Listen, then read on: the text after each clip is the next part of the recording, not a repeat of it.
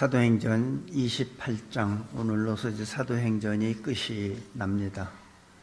28장 16절 한 절만 먼저 읽도록 하겠습니다.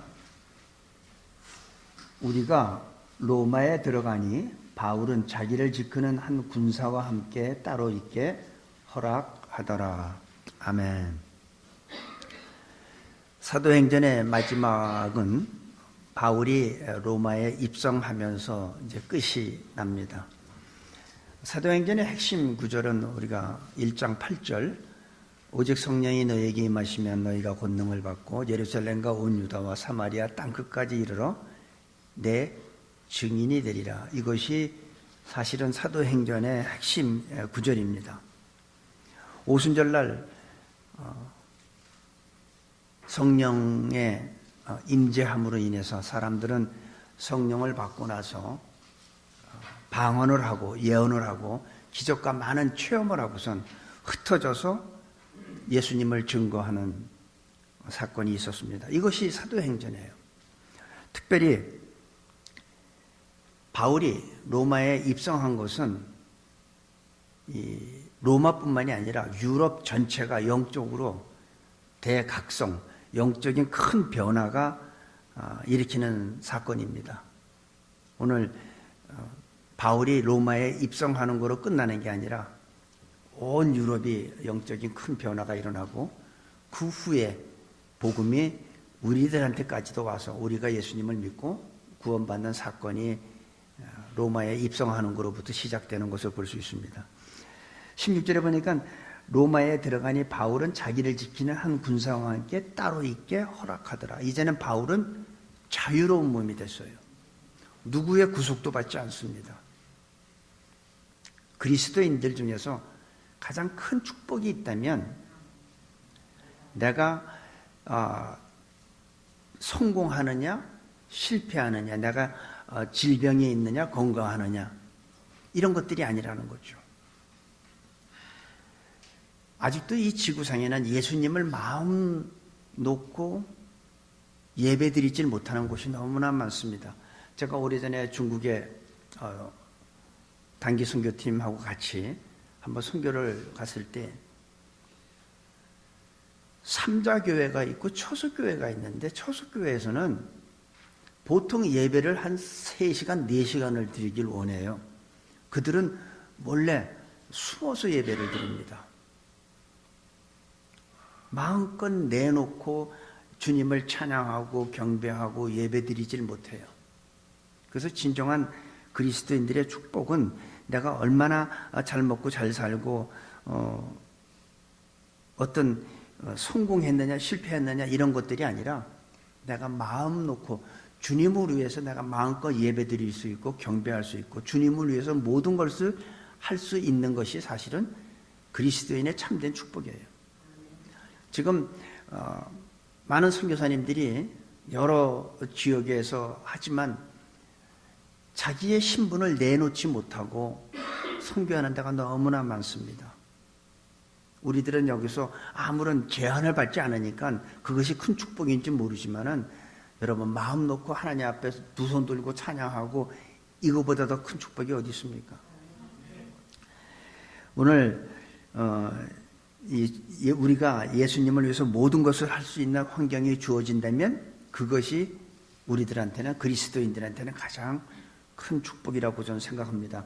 17절에서 19절까지 잠깐 보겠습니다. 사흘 후에 바울이 유대인 중 높은 사람들을 청하여 모인 후에 이르되 여러분 형제들아, 내가 이스라엘 백성이나 우리 조상의 규모를 배척한 일이 없는데 예루살렘에서 로마인의 손에 죄수로 내어준 바 되었으니 로마인은 나를 신문하여 죽일 제목이 없으므로 놓으려 하였으나 유대인들이 반대하기로 내가 마지못해 가이사에게 호소함이요 내 민족을 송사하려는 것이 아니로라. 이제 로마에 들어와서 첫 번째 한 것이 뭐냐면 유대인 중에서 신분이 높은 사람들을 청하는 모습을 볼 수가 있습니다. 그래서 자기의 내가 왜 이렇게 쇠사슬에 묶여서 죄인의 모습으로 왔는지, 그리고 자기가 가이사한테 호소한 것은 자기 민족을 어떤 송사하려고 하는 것이 아니라 자기가 재판을 받았지만 아무런 자기는 죄를 찾지 못해서 나를 놓아주려고 했지만 유대인들이 반대를 해가지고 내가 가이사한테 호소하여 여기까지 오게 됐다 하면서 유대인들의 그 높은 사람들한테 얘기를 합니다. 이 바울이 한 것을 보면은 유대인에게는 유대인처럼, 헬라인에게는 헬라인처럼, 이방인에게는 이방인처럼 대했던 것을 우리가 고린도서를 보면 알 수가 있어요. 왜냐하면 많은 사람들을, 그 사람들을 예수님 앞에 인도하기 위해서 유대인에게는 유대인처럼, 헬라인에게는 헬라인, 이방인에게는 이방인처럼 그렇게 행동했던 걸 볼 수 있고, 심지어는 제사 지낸, 그런 제사 지내고 난 음식을 먹는 것도 개의치 말라고 그랬어요. 우리가 고린도전서 10장 한번 잠깐 보면 27절, 28절에 보면 이런 말이 있습니다. 불신자 중 누가 너희를 청하매 너희가 가고자 하거든 너희 앞에 무엇이든지 차려놓은 것은 양심을 위하여 묻지 말고 먹으라. 무엇이든지 안 믿는 사람들이 뭘 차려놓으면 그냥 묻지 말고 다 먹으라는 거예요. 요거 가만히 보니까 이 과일이 위에 이렇게 잘라진 거 보니까 이게 제사 지낸 거 아니야? 이런 거 묻지 말고 그냥 먹으라는 거예요. 응? 그리고 28절, 누가 너희에게 이것이 재물이라고 말하거든. 내가 묻질 않았는데 상대방이 이거 우리 오늘 제사 지내고 남은 거야 라고 얘기하거든. 그러면 알게 한 자와 및 양심을 위하여 먹지 말라. 그러니까 이 제사 지낸 물건이라도 관계가 없다는 거예요. 그냥 다 먹어도 되는데 그 사람이 너한테 이거 우리 제사 지내고 남은 음식인데 먹어. 그러면 그 사람과 네 양심을 위해서 먹지 말라는 거죠. 그만큼 사도 바울은 예수님만 전한다면, 복음만 전한다면 꺼리끼는 거 없어요. 심지어는 자기가 가장 자랑할 만한 모든 것들을 어떻게 해요? 다 배설물로 여긴 사람이 사도 바울이에요. 세상에 얼마나 자기가 자랑거리가 많았습니까? 참된 가치, 참된 진리를 알고 나니까, 그것을 취하고 나니까 세상에 있는 모든 것들이 다 하찮은 거예요. 그러니까 자기가 지금 현재 죄수의 몸으로 오면은 우리들 같으면 내가 지금 억울하게 죄가 없는데도 내가 죄수의 신분으로 지금 왔으면 다른 사람들 만나는데 어떻게 우리는 좀 꺼리죠. 이거 사실은 내가 이렇게 쇠사슬로 묶인 거 다 이거 오해하지만 난 무슨 범죄 저질린 게 아니야.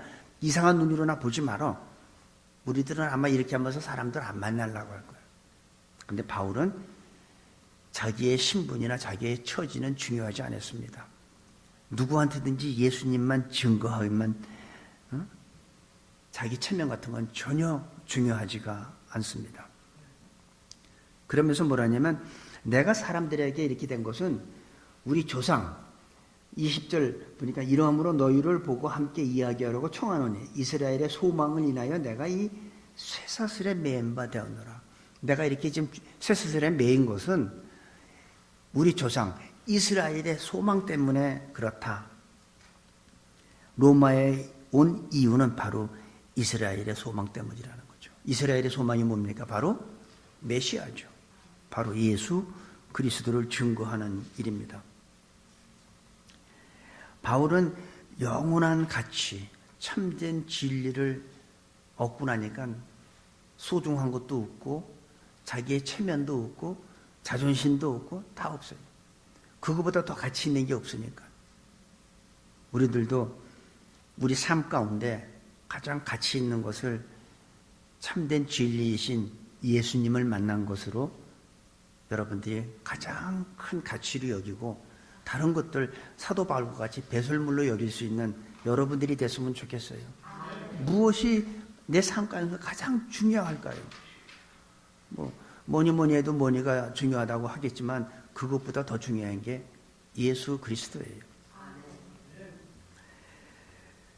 유대인들은 바울이 이제 여러 가지 이렇게 변명을 합니다. 그 사람들한테. 그런데 그 사람들은 뭐라냐면 저희가 가로되 우리가 유대에서 네게 대한 편지도 바른 일이 없고 형제 중 누가 와서 네게 대하여 좋지 못한 것을 고하든지 이야기한 일도 없다. 바울이 자기가 이렇게 된 것을 변명하니까 여기 로마에 있는 유대인들은 너에 대해서는 아무것도 들은 게 없다. 우리는 누가 너에 대해서 얘기하는 사람도 없고 또 어떤 편지로도 받은 게 없다. 네가 무슨 일로 이렇게 잡혀왔는지 우리는 모른다. 하지만 바울이 얘기를 하니까 자기네들이 들어보겠다는 거예요. 요즘 같으면 난리 났지. 카톡으로 그룹으로 해서 쫙 보내고 다 알지 뭐. 한국하고 미국에서 무슨 일이 있으면 순식간에 다 알잖아요. 근데 이 당시에는 아마 거리가 좀 멀기 때문에 바울에 대한 소식을 못 들은 것 같아요. 아마 바울은 자기가 왜 이렇게 변명하냐면 자기에 대해서 혹시 얘기 들은 게 있으면 부정적인 시각으로 자기를 바라보게 되면 자기가 하는 말을 제대로 듣지 않을 테니까 색안경을 쓰고 들을 테니까 그래서 바울이 얘기를 했는데 그들은 듣지를 않았다고 얘기합니다. 우리가 살아가면서 여러분도 그렇고 저도 그렇고 우리들은 과거에 어떤 사람을 가지고 지금 현재에 우리는 그 사람에 대해서 어떤 규정을 짓죠. 저 사람 옛날에 이랬던 사람이야. 저 사람 옛날에 어땠던 사람이야. 하고서 우리는 부정적인 시각으로 사실은 우리는 많이 얘기를 하죠.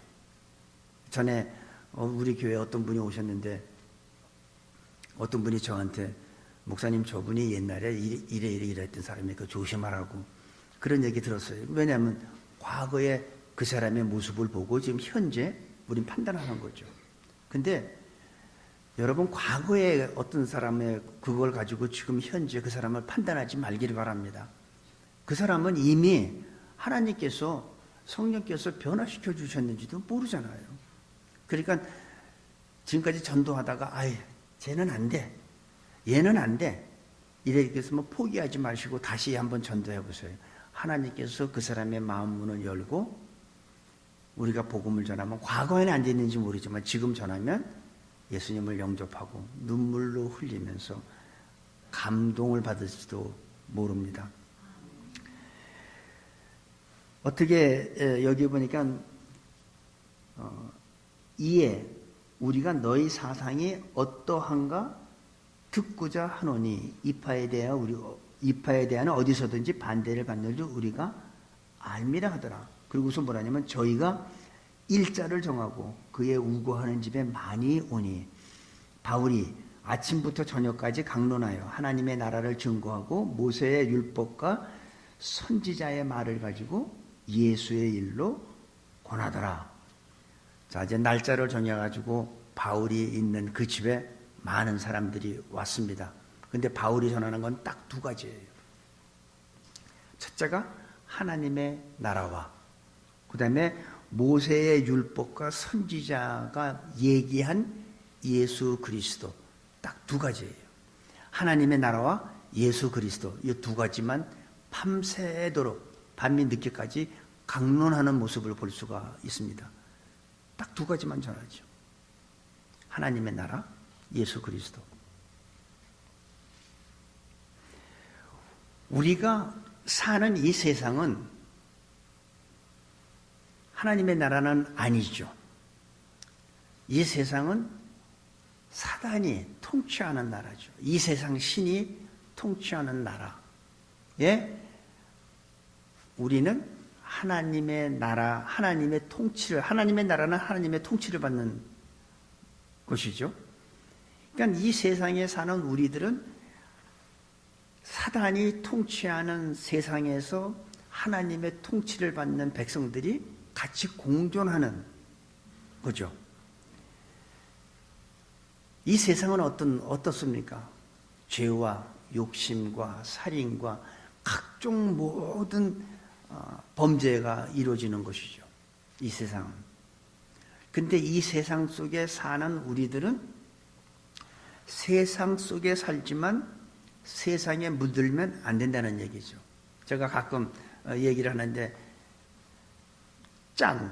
바닷물 속에 사는 생선들을 보면은 짠물 속에 평생을 살지만 물고기들이 살아있는 동안에는 짠물에 절여지지 않는다는 거예요. 짠물 속에 살지만 그들은 결단코 짜지지 않아요.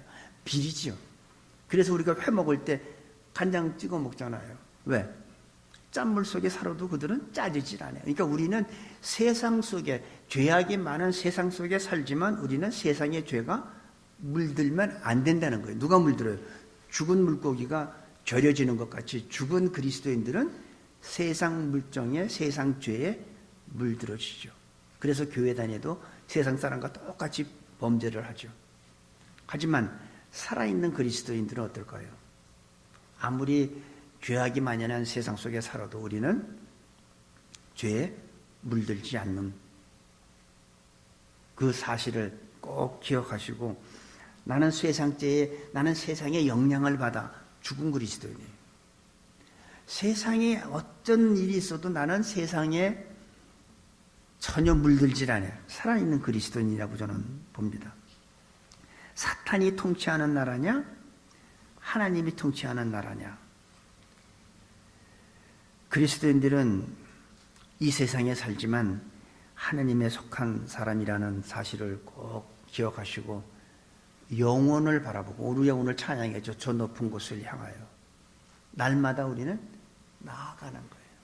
영원한 생명, 영생을 위해서. 바울은 예수님을 전할 때 모세의 율법과 선지자의 말을 가지고 했다고 그랬어요. 다시 말해서 구약에 있는 모든 얘기는 뭐예요? 예수님에 대한 얘기라는 거죠. 구약에 예언된 선지자의 모세의 율법이나 선지자들이 예언한 말, 그 모든 것들은 다 예수님에 대해서 내용이라는 겁니다. 바울은 어떤 교파나 교단을 전하지 않았습니다. 오직 예수 그리스도, 하나님의 나라와 예수 그리스도만 전했어요. 근데 요즘에는 사람들은 너무나 어떤 교단이나 교파를 굉장히 중요하게 여깁니다. 장로교가, 침례교가, 무슨 감리교, 성결교, 루터란교, 이런 교단들이 인간의 죄를 해결했습니까? 전혀 중요하지 않아요. 여러분, 무슨 교단이면 어때요? 여러분들이 과거에 어느 교단에 있던 관계가 없어요. 예수님은 교단을 만든 적이 없습니다. 그리고 교단은 인간을 위해서 한 게 아무것도 없어. 마치 천주교 신자들은 교황의 말을 굉장히 권위를 주는데, 교황의 말은 그냥 교황의 말이에요. 그건 하나님의 말씀이 아닙니다. 그 어느 것도 하나님 말씀보다 권위가 있으면 그거 잘못된 거예요. 그게 문제인 거예요. 우리 교회는 성경과 예수 그리스도에만 관심을 갖게 되기를 바랍니다. 바울의 관심은 어떤 조직이나 제도가 아니었어요. 예수 그리스도였어요. 십자가였어요. 그리스도의 십자가 외에는 내가 아무것도 알지 않기로 작정하였던 거예요.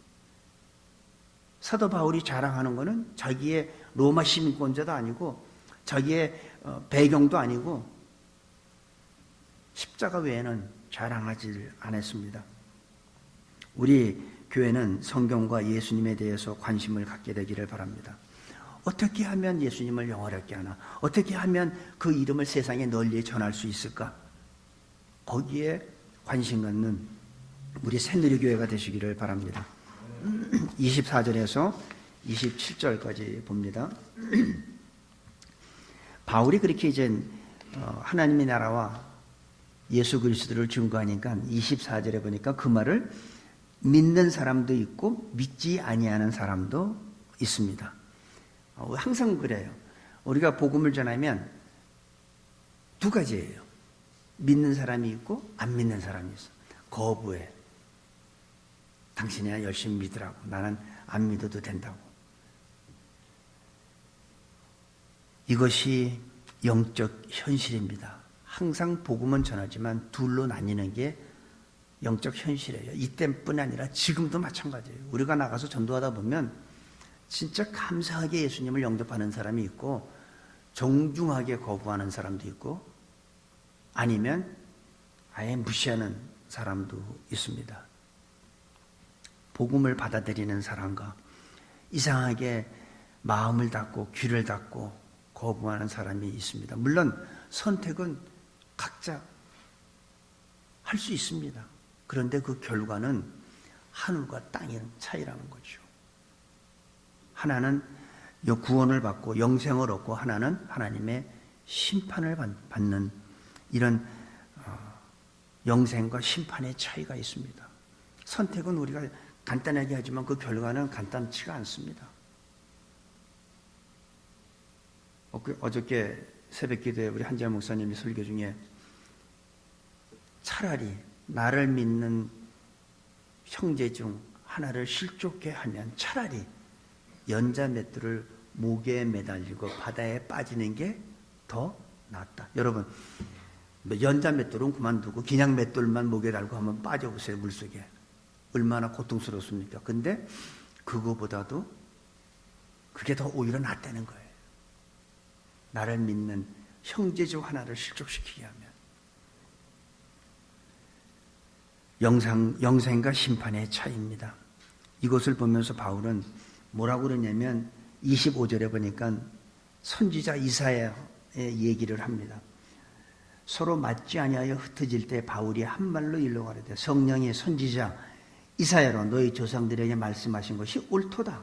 일렀을 때 이 백성에게 가서 말하기를 너희가 듣기는 들어도 도무지 깨닫지 못하며 보기는 보아도 도무지 알지 못하는도다. 이 백성들이 마음이 완악하여져서 그 귀로는 둔하게 듣고 그 눈을 감았으니 이는 눈으로 보고 귀로 듣고 마음으로 깨달아 돌아와 나의 고침을 받을까 함이라 하였으니. 참 기가 막힌 얘기죠. 아무리 그러니까 들어도 몰라요. 여러분, 이 하나님의 복음은요, 아무리 내가 이 신학적인 지식이 많고 성경을 많이 알아도 들어도 몰라요. 봐도 몰라요. 들으면 뭐라고 그래요? 알아. 다 알아. 근데 깨닫지를 못해요. 오죽하면 예수님께서 이 말씀을 하시고 나서 뭐라고 그랬어요? 귀 있는 자는, 거기 귀 없는 사람 하나도 없어요. 다 있었어요. 근데 귀 있는 자는 들을지어다. 성령께서도 7교회 요한계시록에 보면 7교회가 나오는데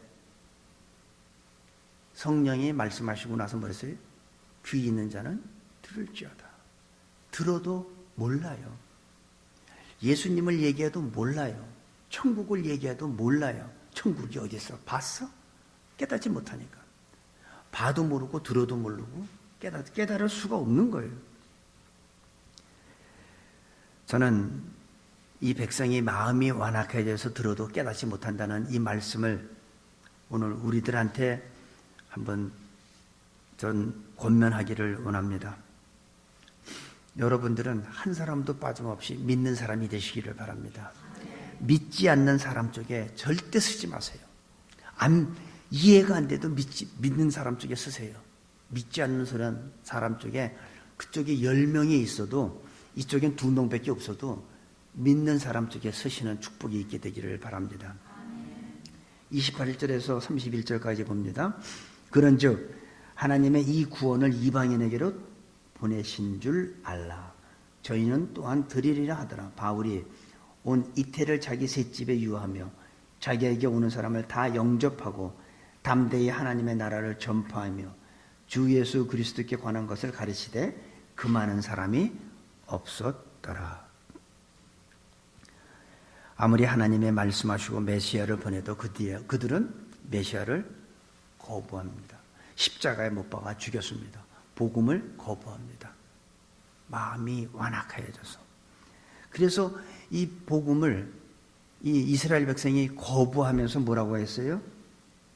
28절 보니까 그런즉 하나님이 이 구원을 이방인에게로, 이스라엘 민족이 거부했어요. 메시아를, 복음을 거부했어요.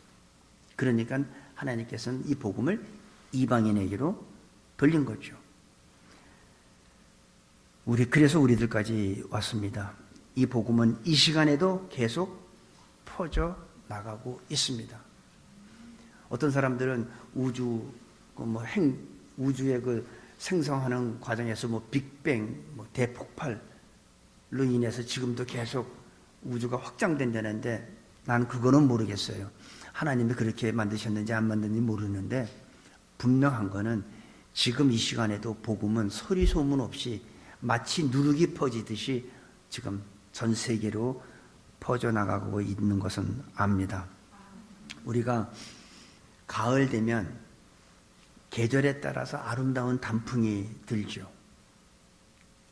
여기서 쉐난도 가면 단풍 구경 가는데 저는 쉐난도보다는 이 동네가 더 나은 것 같아. 단풍이 더 예뻐.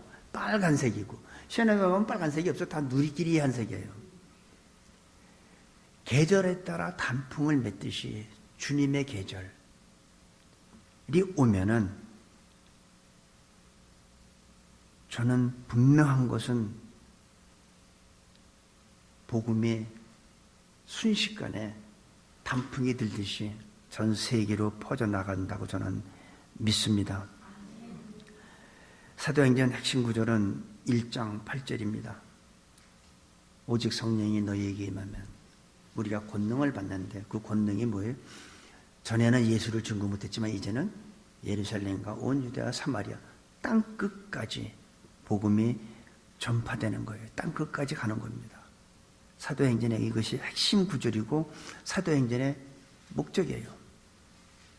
그래서 저는 우리 교회가 이 사역을 감당하는 교회가 됐으면 좋겠다. 오늘 사도행전이 마치지만 이 사도행전이 맞춰지는 게 아닙니다. 하나님은 우리를 통해서 계속해서 사도행전은 적어 나가야 돼요. 이 복음이 어디서 시작됐습니까? 이거 보면 30절을 보세요. 바울이 온 이태를 자기 어디에서? 셋집에, 셋방살이야. 자기의 렌트한 거예요. 조금 방 하나 아마 셋방 묻었나 봐. 이게 복음은요, 어떤 무슨 선교 센터가 있고 무슨 어떤 선교 무슨 단체가 있어야지 복음이 전하는 게 아니라는 거예요. 여러분, 큰 교회가 큰일 한다고 생각합니까? 아니요. 목사가 주인이 아니고 인간이 주인이 아니고 주님이 주인인 교회, 복음이 살아있는 교회는 큰일을 하는 거예요. 큰 교회가 큰일 한다고 생각하지 마십시오.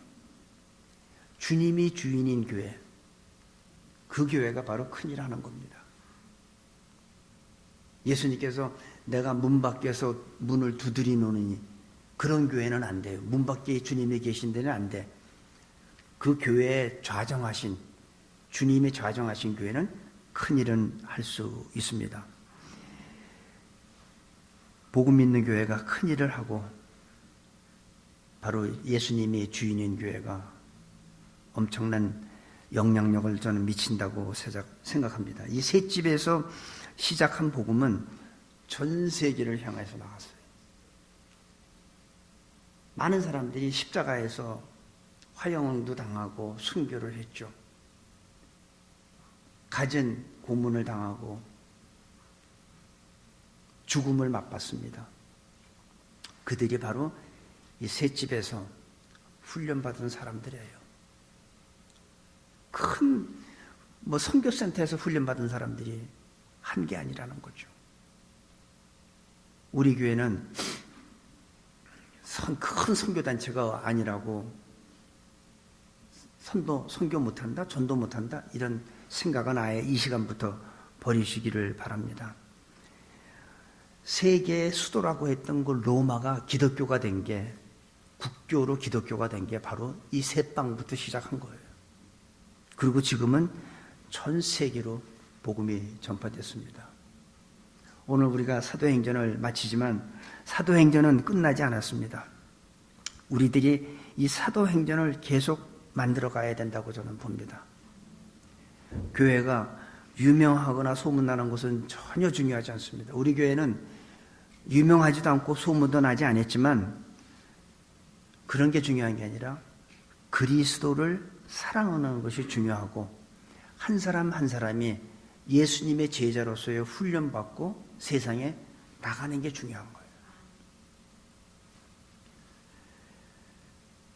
오늘 사도행전은 마치지만은 우리 교회는, 우리 각 개인은 이 사명을 감당할 수 있는 저와 여러분이 되시기를 예수님의 이름으로 축원합니다. 아버지 하나님, 예수님의 이름을 찬양합니다. 오늘 사도행전을 마치면서 우리들 성도들 마음에 성령님의 역사가 움직이는, 기적을 일으키는 모든 사람들에게 성령께서 영향력을 미치게 하여 주옵소서. 그래서 이제부터는 땅끝까지 복음을 전파하는데 앞장서는 우리 교회와 우리 성도 한 사람 한 사람으로 축복하여 주옵소서. 감사하며 예수님의 이름으로 기도합니다. 아멘.